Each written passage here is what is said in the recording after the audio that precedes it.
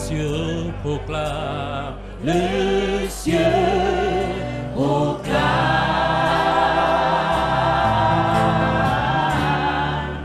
la gloire du ressuscité. Tes égal, rien n'est égal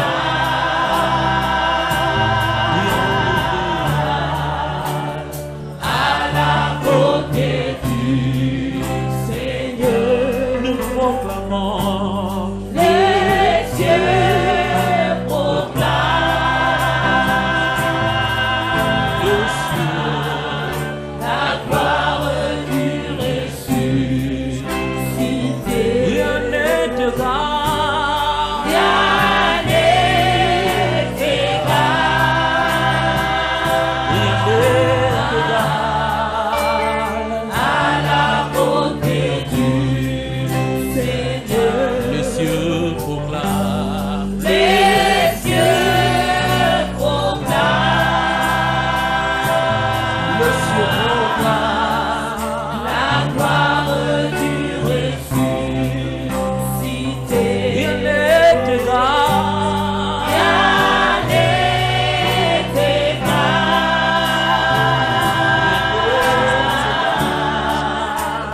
à la beauté du Seigneur. À jamais il sera, à jamais il sera,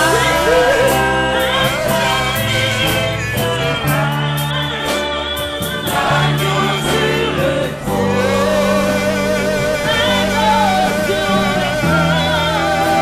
Je fléchirai les genoux, je fléchirai les genoux pour l'adorer le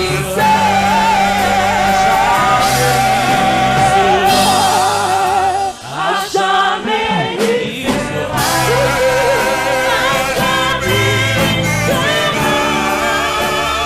l'agneau sur le trône, l'agneau sur le trône. Je fléchirai les genoux, je fléchirai les genoux pour l'adorer le seul. À jamais il sera, à jamais il sera, à jamais il sera, l'agneau sur le trône, l'agneau sur le trône. Je fléchirai les genoux, je fléchirai les genoux pour l'adorer le seul. Je vais appeler la sœur Blandine qui a un témoignage à faire, puisqu'on nous a dit qu'il y avait des gens qui voulaient faire des témoignages. J'ai eu juste 2 minutes pour l'écouter. Elle veut rendre gloire au Seigneur pour ses bienfaits dans sa vie.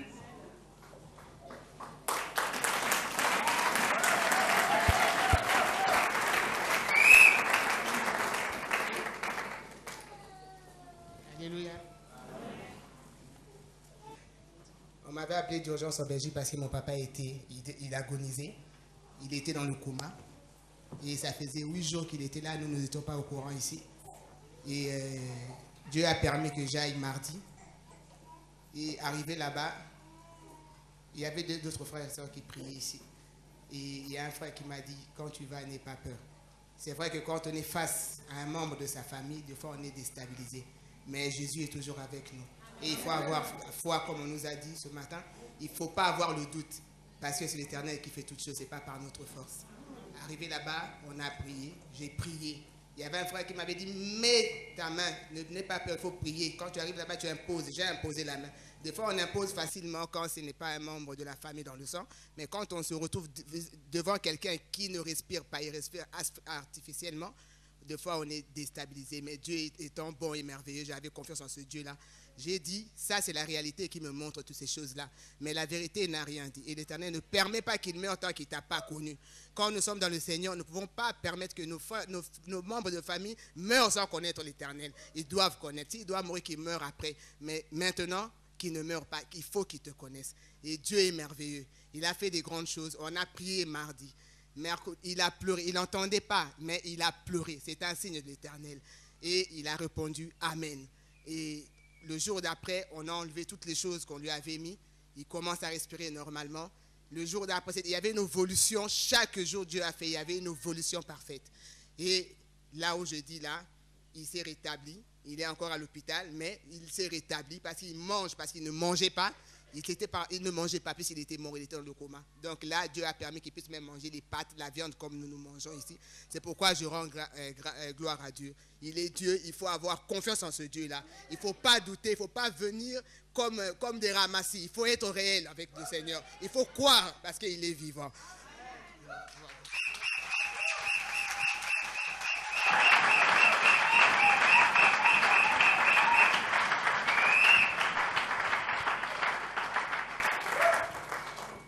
Il s'appelle le bon Samaritain. C'est là le sujet de notre partage ce matin. Le bon Samaritain. Luc, chapitre 10, à partir du verset 30.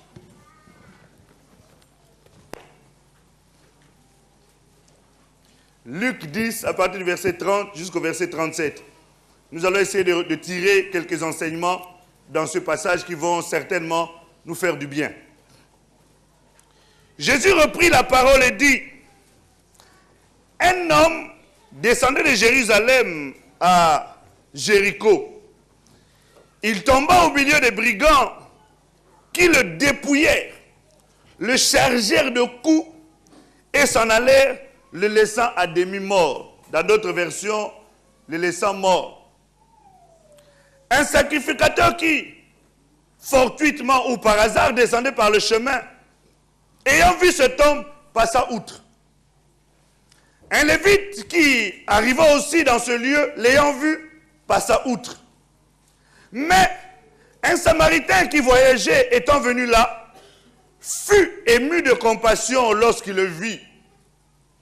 Il s'approcha et banda ses plaies, y versant de l'huile et du vin. Puis il le mit sur sa propre monture, le conduisit à une hôtellerie et prit soin de lui. Le lendemain, il tira 2 deniers, les donna à l'hôte et dit, aie soin de lui. Et ce que tu dépenseras de plus, je le rendrai à mon retour. Lequel de ces 3 te semble avoir été le prochain de celui qui était tombé au milieu des brigands? C'est celui qui a exercé la miséricorde envers lui, répondit le docteur de la loi. Et Jésus lui dit, va, et toi, fais de même. Dieu vivant, nous bénissons ta parole qui est la vérité. Tu as dit, sanctifie-les par ta vérité, car ta parole est la vérité. Et tu as dit, vous connaîtrez la vérité, et la vérité vous affranchira. Seigneur Dieu, qui est l'homme pour parler de toi? Éternel, la Bible dit, c'est poussé par l'Esprit que les hommes ont parlé de ta part. Et celui, éternel Dieu, qui fait la différence entre ce qui est vil et précieux, sera ta bouche. Puisse, Seigneur Dieu de gloire, ce matin, que je sois ta bouche éternelle, par laquelle tu vas faire entendre ta voix, édifier, fortifier, encourager, instruire ton peuple, ô Dieu. Comme nous l'avions tout à l'heure, nous nous effaçons et nous te donnons à toi seul la première place. Cher Saint-Esprit, tu es celui dont la Bible déclare, tu viendras et tu prendras ce qui est de Père et tu nous le communiqueras. Communique-nous ce qui vient de Jésus et conduis-nous dans toute la vérité. Seigneur, merci parce que tu es le Dieu grand et redoutable, celui qui aime ton troupeau. Au nom de Jésus. Amen. Avant de partager cette parole, j'aimerais chanter un cantique qui parle un peu de cette histoire. C'est une chanson que j'ai déjà chantée une fois ici. Il a versé l'huile et le vin d'une espèce qui restaure mon âme. Il m'a trouvé agonisant sur la route de Jéricho et il a versé l'huile et le vin. Il a versé l'huile et le vin. Alléluia, d'une espèce qui restaure mon âme. Il m'a trouvé agonisant sur la route de Jéricho et il a versé l'huile et le vin. Jésus, Jésus, Jésus, Jésus, tu es mon sauveur. Jésus, Jésus, Jésus, tu es mon sauveur. Oh Jésus, Jésus, Jésus, tu es mon sauveur. Oh Seigneur, tu es mon sauveur. Jésus, Jésus, Jésus, Jésus, tu es mon Seigneur. Jésus, Jésus, Jésus, tu es mon Seigneur. Oh Jésus, Jésus, Jésus, tu es mon Seigneur. Oh Seigneur, tu es mon Seigneur. Il a versé l'huile et le vin. Alléluia. C'est une histoire très intéressante. Voilà un homme qui quitte Jérusalem et qui va vers Jéricho. Il quitte Jérusalem. Jérusalem, c'est l'image de... La Bible l'appelle d'ailleurs la cité du roi. C'est le lieu, l'image de la ville de Dieu, l'image de la communion avec Dieu, l'image de la ville où on est en relation avec Dieu. Cet homme a quitté cette ville pour aller vers Jéricho. C'était deux villes qui étaient en hauteur. Jérusalem était à 770 mètres en hauteur et Jéricho à 240 mètres en bas. Donc il fallait descendre. Cette route-là, pour aller de Jérusalem à Jéricho, c'était une route, on appelait cette route-là la route du sang. On appelait cette route la route du sang ou le chemin du sang. Parce qu'il y avait tellement de brigands sur ce chemin-là. Il y avait tellement de brigands que tous ceux qui passaient, ils risquaient leur vie. Mais c'était un chemin aussi où il fallait passer. Mais c'était un chemin très très dangereux. Et cet homme est passé par là. Et malheureusement, en passant, il a été victime des brigands. La Bible dit qu'on l'a sérieusement frappé. On l'a sérieusement frappé. On l'a dépouillé. Et ils sont partis, ils l'ont abandonné. À demi-mort.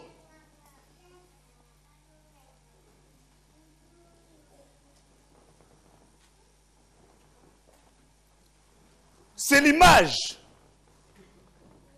de l'homme sans Dieu qui est à la merci de Satan ou des démons qui sont les images ou les types de ces brigands. La Bible dit que dans le livre de Jean chapitre 10, verset 10, le voleur n'a que trois choses qu'il sait faire. C'est quoi? Et c'est ce qu'ils ont fait dans la vie de cet homme. Ils l'ont sérieusement frappé. Ils ont détruit sa vie. Ils étaient prêts à tuer cet homme-là. Mais il était resté à demi-mort. Mais à demi-mort, c'est pratiquement mort. C'est l'image de celui qui n'a pas Christ et qui est à la merci de Satan. Il n'a pas la capacité de te nuire. Mais si tu lui en donnes la capacité, en sortant de Jérusalem, pour aller sur un chemin dangereux, là tu te mets effectivement à la merci. Et t'inquiète pas, il ne te donnera pas une seconde chance. Alléluia. Il ne te donnera pas une seconde chance. Et cet homme-là était parti, il se retrouvait dans une situation où il était complètement dépouillé. Complètement abandonné, complètement dépouillé. Il était blessé. C'est l'image de l'homme. L'être humain, blessé par la vie, blessé par la société, blessé par les réalités amoureuses, blessé par les déceptions des hommes, blessé partout. Et voilà quelqu'un qui passe, un prêtre, ou du moins un sacrificateur. Le prêtre passe, il arrive, la Bible dit, il a vu, mais il est passé outre. C'est-à-dire, passer outre, c'est ça. Regarde, c'est quelqu'un qui est là. Tu as jeté un coup d'œil, tu as vu que cette personne est en train d'agoniser. Il est mort, pour ainsi dire. Il va dans le chemin pour s'en aller. Mais tu passes alors comme si de rien n'était. Mais à la limite, je comprends. Parce que même si cet homme était venu, il n'aurait pu rien faire. Il n'aurait pu rien faire. Parce que, selon la loi encore, ces gens-là, nous avions partagé sur la loi et la grâce. Selon la loi, cet homme, en fait, quand cet homme était mourant, pour ainsi dire mort pour lui, il passait, il ne pouvait pas le toucher. Parce que c'était un sacrificateur. Il devait aller faire les sacrifices. Et s'il touche un mort, cela l'aurait mis dans un état d'interdiction. Il n'aurait pas pu servir l'Éternel. Alléluia. Et même s'il avait touché, qu'aurait pu faire? Lui, il était dans la loi. Or, la loi, c'est l'image de la mort. Alléluia. Amen. Donc, il ne pouvait rien faire pour cet homme. Strictement rien. Et il est passé. Et quelque part, nous voyons aussi au travers de l'attitude de cet homme, un manque d'amour. Un manque de compassion. Un manque d'entrailles de miséricorde. Vous savez bien aimé, nous appelons ici amour et il faudrait que nous soyons caractérisés par cela. Que quand quelqu'un vient ici, même s'il n'a rien vu d'autre, qu'il ne manque pas de voir l'amour et la vérité. Alléluia. Donc ça doit être des choses qui doivent nous animer. Quand quelqu'un arrive, qu'il sente qu'il est aimé ici. Quand quelqu'un il arrive, qu'il sente que non, ces gens-là ont la vérité. Amen. Hein? Cet homme est passé, il n'a même pas fait cas de ça. Ah, voilà encore un autre qui arrive. On nous dit encore, c'était qui? Un lévite. Et vous remarquerez, la plupart des gens qu'on est en train de citer ici, ce sont des gens qui sont censés connaître les choses de Dieu. Et malheureusement, ce sont ceux qui semblent connaître les choses de Dieu, qui en réalité manifestent le contraire. On entend des païens qui disent, oh mais moi je m'étonne. Celui-là, c'est vraiment un chrétien. Il va à l'église tous les dimanches. Mais les choses qu'il est en train de faire, on aurait dit un païen. N'as-tu jamais entendu parler de ça? Ah. Ce sont ces sacrificateurs-là. Les gens qui sont tous les jours au temple. Hypocrites. Et puis quand il allait rentrer au temple là, il allait aussi être là, prendre les sacrifices, aller servir. Mais entre-temps, il vient de laisser quelqu'un à demi-mort et lui, il va servir. Mais qu'est-ce que tu es en train de faire? Le premier service, c'était déjà de t'arrêter là. Alléluia. C'est comme toi, tu viens à l'église tous les dimanches. Mais il y a des gens qui sont autour de toi, qui souffrent, qui ont des besoins. Mais toi, tu passes comme si tu n'avais même pas vu ça. Et puis tu viens ici, Alléluia. Dieu est amour. Il faut que ceux qui...